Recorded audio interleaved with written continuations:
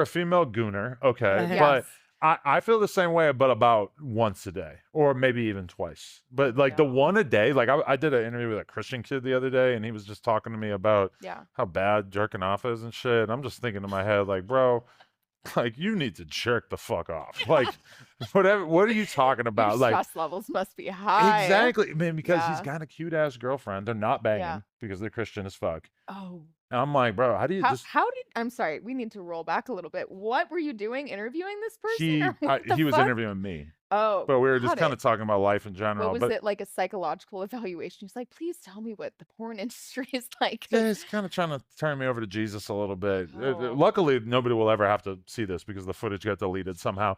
But which made me really happy that I did this. But either way, like, can you imagine being a young dude? You got a hot ass girlfriend, and you're sleeping next to her every night. You do not control your dick getting hard while you're sleeping. And you're just like over here, just waking up, cuddling her. You got a fucking monster just hanging there. Like, I couldn't do it. For me, that sounds terrible. He probably has so many wet dreams. Like, what do you do at that point? I didn't ask him so much like suppressed tension. Yeah. He was such a Jesus guy that I didn't ask him that. Yeah, you were almost offended to ask. You're like, so. I just like was like the environment. I just really didn't want to like talk to him about jerking off. Well, or no shame in my game, baby. I love porn and I will masturbate as often as I can. I have so many weird masturbating stories that I was thinking about in the car ride because I was like, oh my God, like what is wrong with me? Okay, yeah, let's hear one. Tell us the best one. Okay, I'll let you guys pick. Do you want to hear about the bus or the hostel? Oh my God. The hostel sounds exciting. Okay. Oh, the hostel. Like with all the 30 it's like a beds in category, like bus or hostel, guys. There's just so much that could go wrong. These are both like situations in which you're surrounded by a lot of like relatively low level people. No offense. No offense to all my bus takers out there. He's really not wrong. He's not wrong on that. Okay, so I was traveling. I was in a hostel somewhere. I don't even know what country, but this guy. So I'm in a female male dorm room, so you can book. And I was, a little slutty, so I was like, oh, maybe I'd book the male dorm too. Get involved. It's me and only one other guy in the whole fucking 12 people dorm. Oh, that's awkward. Okay, and so he goes and he has a shower. And he comes out and he's like wrapped in the towel and he's on the top bunk and I'm underneath him. And he comes and I was like, oh, okay. Hi, who's this guy over here? And I'm already like instantly like horny for this dude. Cause it's like the full fucking porn in real life. We're alone in the hostel room. You're hot. I'm underneath you. So I go in my bed. He climbs up, he gets dressed, whatever. He's laying up there, probably texting on his phone.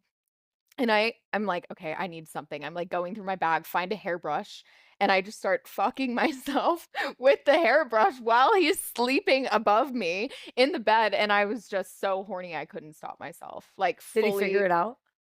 I don't think so. I was really quiet because I don't want to get caught. Those beds for sure creak and make weird noises. Yeah, but no, you didn't have to be in the same bunk bed.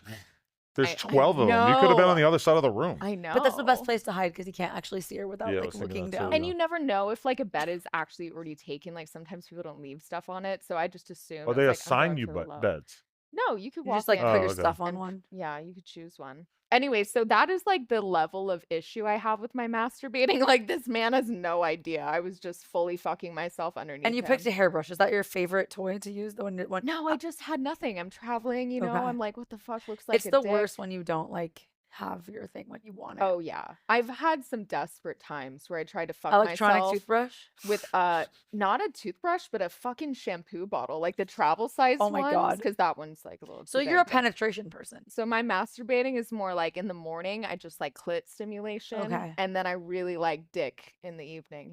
So then I break out the toys. Would you bust out a Adam22 brand fleshlight if you had one? Wait, what? A fleshlight? It's a mold of my penis. Oh, okay. It's the male version. 3D rendering. I mean, sure. Okay. Yeah. Throw it my way. Not as enthusiastic as I expected there. She's like, I don't know. I'd rather use my hairbrush.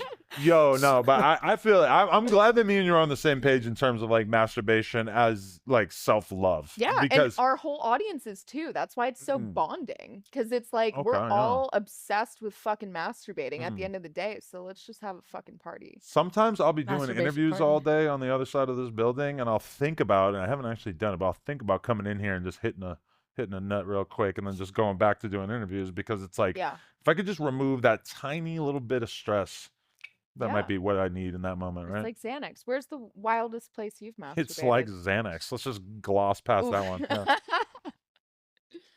In college, I went and masturbated, or went and actually had sex with a girl in my roommate's room because he never would come home, and we thought that he was not going to catch us. Dream. And he did? And he fucking did. He's like, Lena, like, what are you guys doing in my room? And we're like, fuck, you barely live here. And of course you come home the one night. Did he do the whole going behind the door thing? Like, what are you guys up to? It was so awkward because me and my roommate, my girl roommate, we started dating, but we didn't tell anyone that we lived with that we were dating yet. So then he walks in on us like fucking, but like with a toy. And that was really hard to explain. We were just like, oh, sorry. Like, we just needed a place to hang out. We picked your room. Yeah. We just need a place to hang out in each other's pussies. Yeah. You know? Whoops. I used to work at this old folks home, and there was like a spare room that had all the folding chairs that they would bring out like for bingo night or whatever it was. And like, I noticed that there was like just enough space for me to like kind of like lay down on the ground in between the wall and the folding chairs. And so I like went in there, and I would like kind of go in there and beat off sometimes while I was working. I was like 16. And yeah, I remember like the fucking boss man walking in there at one point and having to just freeze with my dick in hand, which promptly became limp. Stop. And I just had to like sort of just go completely quiet. And in that moment, I was like, why don't I just do this in the bathroom? Like, what the fuck is wrong with you? What are you doing? Wait, this was your job? I was 16. Yeah, I worked at the old folks home. Yeah. Yeah, I mean, between a wall and chair, I don't know. Like that, I just feel, was there something visual that you were seeing? It was just a place where I wouldn't be discovered. Oh my God. Sounds like the least sexy place to No, yeah, it probably smelled like lint and mold and dust. I also had the strangest orgasm of my life once when I was masturbating to a girl that had just walked on a bus. Yeah, I know. Hear me out. Okay, this is the bus. You remember the bus? The bus or the hostel? Now we're at the bus story. Okay. So I'm on the bus. This girl walks in. I'm like, oh. And for whatever reason, I was really horny that day. I don't even know. I was like, 20 or something. And she comes on the bus, and I was like, and she just like cleavage, nice tits. And I was like, oh my God. And I was so horny. And I could feel already stimulated by my mind to a point that I've never really experienced. Like when you can almost make yourself come in your mind.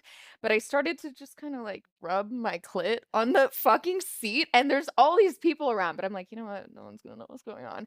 So I'm just like, I was like doing this like fully. I felt like the creepy dude in the corner, like, oh, fuck yeah. Like I was just like really going off, like just like rubbing myself like this until I literally came and had a full orgasm just from the clit stimulation. It was all in my mind over this girl's tits. And did anyone see you? Did you try to play it off like it was like a stroke?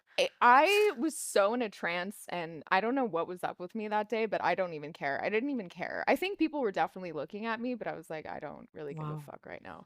Yeah. That was by far the weirdest orgasm I've ever had. Oh my gosh. It was like in my mind though. Do you know what I'm saying? Yeah. Like it wasn't even physical as much. Like when I came, I was like, wow. And then I had guilt. So much shame. Like because you were like in this public place. Instantly. I was like, I just violated this girl. Like she has no idea. Like this is bad. Wow, that's crazy.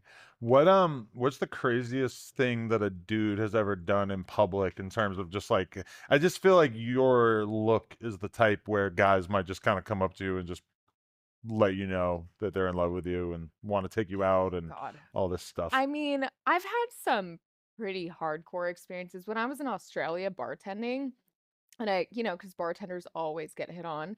I was walking like out of the bar, and this guy just straight up grabbed me like from, the front, and he starts shaking me. He's like, let me take you on a date. And I was like, okay, first of all, sir, this is and he's not wasted, I'm assuming. Yeah. And I was like, this is not how you do that. And I was just like, get the fuck off me. Like, get away from me. That one stuck out. I don't know.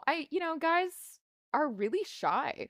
They're really shy with me. And I don't know why. I don't know if it's because I haven't done full sex tapes yet that they're like less hesitant to approach me and be like, hey, love your work. You know what I mean? But so many times in my life, I've been having conversations with really hot girls, and they just talk about how dudes just are not really like that eager to go up to them and hit on them. You know?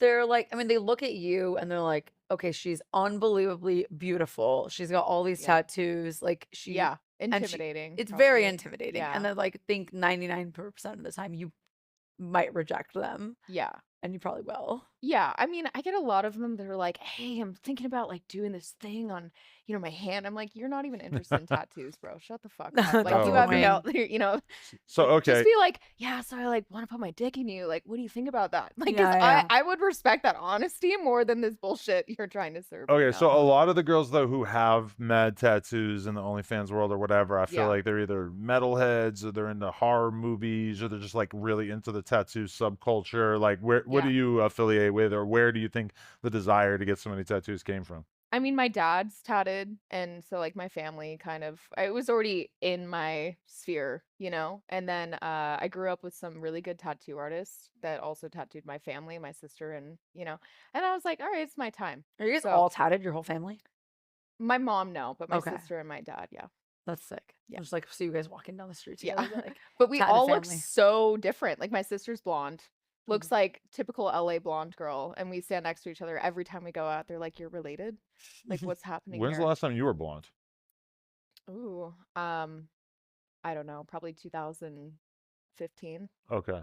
Yeah. You never going back? It's like it's hard for me to imagine, but I also assume that you would look pretty good with it. Dude, platinum blonde slays. That looks really good. Okay, I'm gonna need to see a picture for my mind. I'm more into wigs. Like I'll throw on a platinum blonde wig and have it be a whole moment, but dyeing this back and forth, no, it would destroy my hair. Right. Yeah. Okay, that makes sense. Yeah. What are your actual things that you like to do sexually in terms of your private life with guys? Like if a guy's in a relationship with you for 6 months or a year, what does he get treated to?